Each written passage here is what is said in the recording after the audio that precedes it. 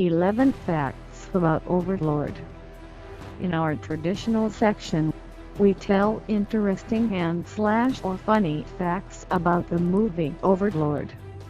The landing in Normandy, Nazi experiments and all that jazz. In June 1944, American paratroopers in a French village will face an unusual enemy. The new film by producer J.J. Abrams looks like a piece of a computer game, works on all the templates of a Category B film, but at the same time manages to show the maximum within the framework of the genre. In the meantime, we are telling funny and/or interesting facts about the film. 1. Everyone was sure that this picture was a prequel to the already monstrous trilogy. Only Abrams' speech at the end of April this year at CinemaCon dispelled doubts and conspiracy theories. Overlord was not connected with Monstro in any way, which, of course, doesn't interfere with the cost of the version that the case is happening in the same world, and the protagonists are connected by blood ties to the heroes many years after the events of Monster, Cloverfield 10 and Cloverfield Paradox. 2. The name of the film refers directly to the name of the Allied landing operation in Normandy on June 6, 1944. The picture, however, precedes the actual landing for one day.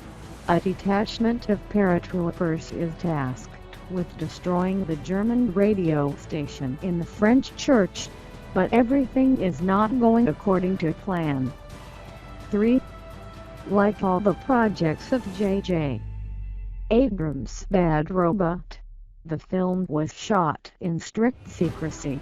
To comply with this scenario, the actors were not given out until the very start of filming. The actors were also not sure if the film was not connected with a Monstro universe during filming, according to Jovan Adipose, and after the end of filming, he was not sure about it. What if he overlooked something? 4.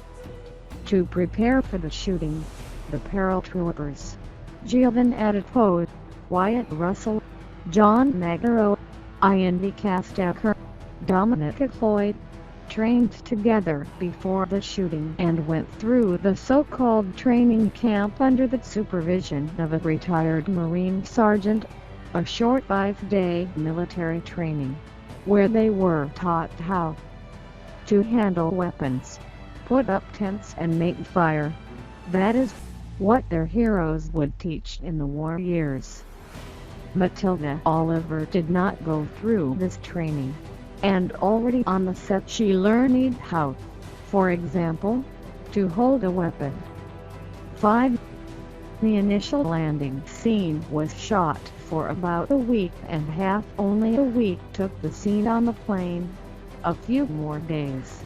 The fall of boys, and it was very difficult for everyone, especially the lead actor Jovan Adipose. He is afraid of heights, and for filming he was not only hung on ropes on 8 meters high, but also constantly lowered, raised and twisted in place. Actually, the heroes jump rather. Of course, the fall begins at 3:25. 6. Most of the film is based on traditional special effects, not computer effects. This allowed the actors to get the most natural reaction on the set. However, to enhance some effects, the actors also had to work. For example, when shooting the initial scene in an airplane, there wasn't enough shaking of the airplane's body itself, and the actors were additionally shaking on purpose. 7. Applying makeup to Pil Asbaek. We like to call him by the full name Johann Philipp, but in the credits he still appears as Pil. Every day took up to 5 hours. 8. In the film, Giovan Adipose hero, Boyce, speaks French.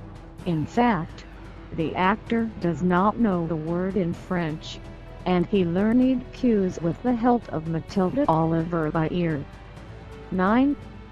The performer of a role of Corporal Ford Wyatt Russell, the son of Goldie Hawn and Kurt Russell, turned to his acting career after he did not work out with a career as a hockey goalkeeper. As a child, he twice appeared in the films of his father in the roles of a third plan, in the film Escape from Los Angeles and Soldier. 10. La composition ratio differente de parachutistes n'était pas possible dans l'armée américaine pendant la seconde guerre mondiale.